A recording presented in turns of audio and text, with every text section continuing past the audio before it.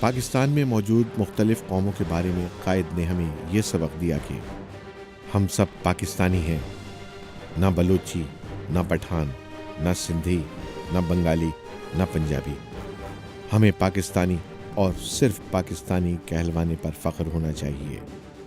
ہم جو کچھ محسوس کریں، جو قدم بھی اٹھائیں، پاکستانی اور فقط پاکستانی کی حیثیت سے اٹھائیں۔ مجھے آپ سے یہی کہنا ہے۔ پاکستان کے سرکاری ملازمین سے خطاب کرتے ہوئے قائد نے یہ تلقین کی کہ ہم یہاں آج اعلیٰ و ادنیٰ کے امتیاز کے بغیر محض مملکت کے خادموں کی حیثیت میں اس لیے جمع ہوئے ہیں کہ اپنے عوام اور اپنے ملک کی فلاح و بہبود اور ترقی کے لیے غور و فکر کریں اور اس کی بہتری کے لیے طریقے اور تدبیریں سوچیں۔ بڑے سے بڑے اور چھوٹے سے چھوٹے، ہم سب کے سب مملکت پاکستان کے ملازم اور خادم ہیں۔ قائد اعظم نے ہمیں پاکستان بنا کر دیا اور ہم سے یہ امید رکھی یہ وطن تمہارا ہے، تم پاسباں اس کے۔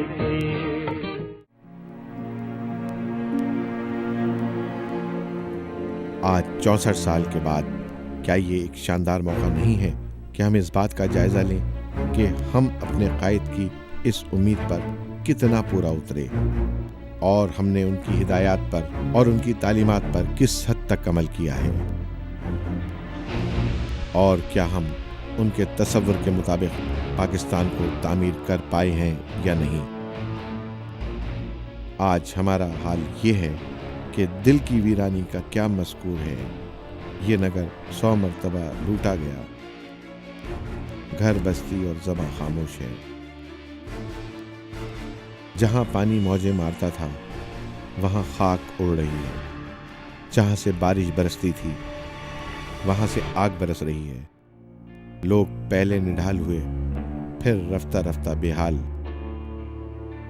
آبادیاں اجڑ گئیں اور ویرانے آباد ہو گئے۔ یوں لگتا ہے جیسے زندگی نے یہ منظر دیکھا تو خوفزدہ ہو کر کہیں اور چلی گئی۔ ذرا سوچیے تو صحیح، کیا زندہ قومیں ایسی ہوتی ہیں؟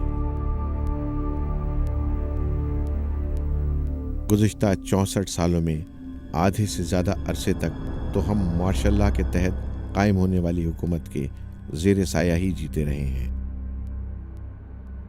یہ ہمارے سیاستدانوں کی ناکامی تھی یا فوجی جرنیلوں کی کامیابی، اس کا تعین ہم آج تک نہیں کر پائے۔ اپنے قیام کے 25 سال بعد ہی ہم نے اپنا آدھا ملک گنوا دیا۔ کیا یہ نظریہ پاکستان یعنی دو قومی نظریے کی ناکامی تھی؟ اس کا جواب ہم اپنی نئی نسل کو آج تک نہیں دے سکے، اور بدقسمتی یہ ہے کہ ہر ماشاء اللہ کا ہمارے سیاستدانوں اور عدلیہ نے ہمیشہ والہانہ استقبال کیا۔ حکومتی سطح پر اس بد نظمی اور عدم استحکام نے ہمیں زندگی کے کسی بھی شعبے میں کامیاب نہ ہونے دیا۔ ہم نہ کوئی دیر پا حکمت عملی مرتب کر سکے اور نہ مستقبل کے لیے کوئی باضابطہ منصوبہ بندی کر پائے، جس کا نتیجہ سوائے انحطاط اور خلفشار کے اور کچھ بھی برآمد نہ ہو سکا۔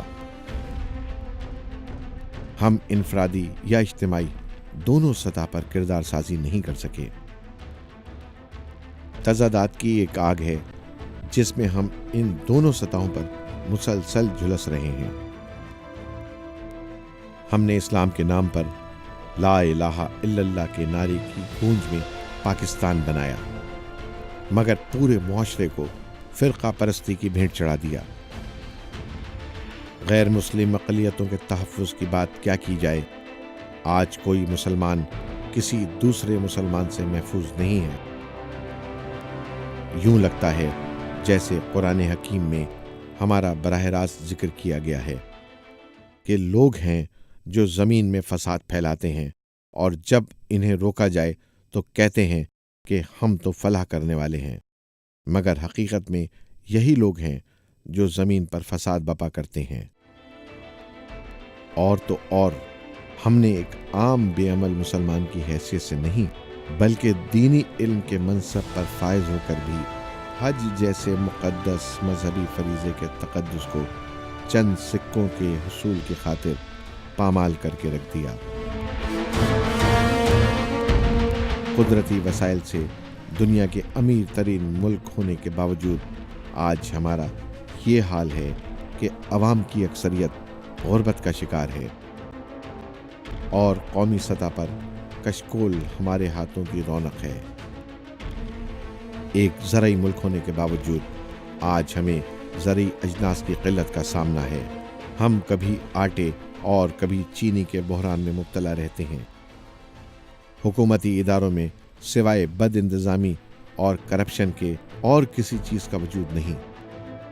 قیام پاکستان کے وقت ہمارے ملک میں موجود جتنے ریلوے اسٹیشن تھے ان میں اضافہ صرف چند اسٹیشنوں کا ہوا، مگر بند ہونے والے ریلوے اسٹیشنوں کی تعداد شاید ریلوے کے اصحاب اختیار کو بھی نہیں معلوم۔ صرف خسارہ ہی خسارہ ہے جو ہمارا ریلوے کا ادارہ کما رہا ہے۔